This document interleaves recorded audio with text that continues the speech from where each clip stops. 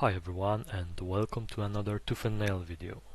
This time I'm going to present you a unique take on this archetype. It's sort of a meme, but I got people rage quitting after taunting them and executing the combo. I'm talking about Mono Black Tooth and Nail.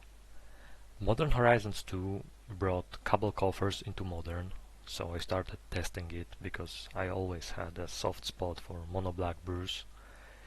If you don't know how it works, listen. Coffers adds mana for each swamp you control, and Urborg, Tomb of Yawgmoth, makes every land a swamp in addition to its other types. It's slow, but it has very high potential. If you do the math, then you will discover that at 4 lands you will have 5 mana, at 5 lands 7 mana, 6 lands equals 9 mana, and at 7 lands I think it was 12 or 11 rather. Yes, 11. It gets even better with multiple coffers on the battlefield. They are not legendary, that's huge. For example, with 2 coffers, Urborg, and 3 other lands, you will have 12 mana with just 6 lands. It's not that uncommon to have 20 mana available. I've tried this little combo in my old regular Tooth and Nail by replacing 2 utility lands with coffers and Urborg, but it didn't work out in the end, because there were better things to fetch with Primeval Titan. To make Mono Black Tooth and Nail, I took inspiration from Kano Yugoro and his Mono Black control. First off, 2 copies of Tooth and Nail. I chose on-color creature pair, Mikaeus the Unhallowed and Triskelion. You remove counters from it to shoot at itself and something else. Then it dies and comes back because of Undying granted by Mikaeus the Unhallowed. If you don't mess it up, you can repeat it as many times as you want. For maximum salt, you can choose creatures that are totally off color. Coffers and Urborg will easily get to 9 mana.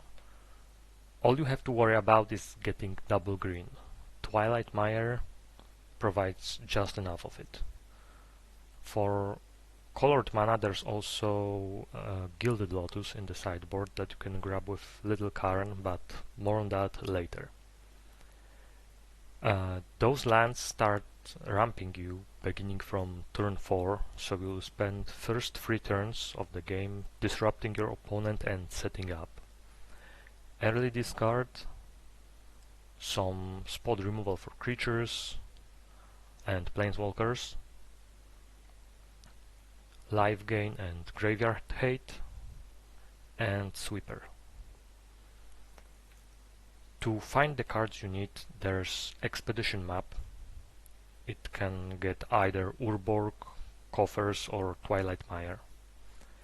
On a side note, one of Crawling Barrens was excellent in regular Mono Black control that I played, but I haven't tested it here unfortunately.